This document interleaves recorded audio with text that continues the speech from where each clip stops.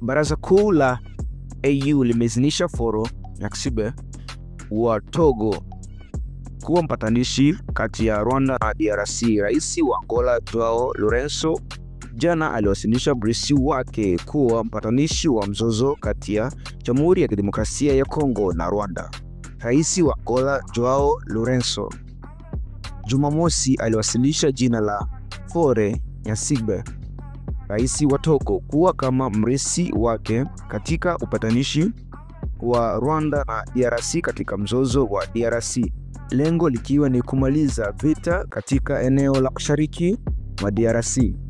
Alikuwepo katika mkutano wake wa kwanza wa Umoja wa Afrika kama mkuu wa nchi wa Umoja wa Afrika uliofanyika jana Jumamosi tarehe 5 Aprili 2025 kwa kutumia kwa njia ya mawasiliano ya video.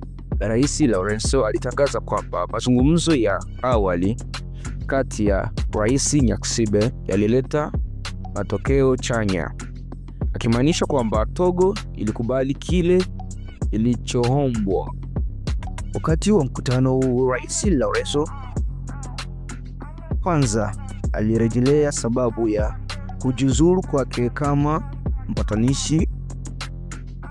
Alisema kwamba alitaka kujitolea kwa majukumu yake kama mkuu wa Umoja wa Afrika.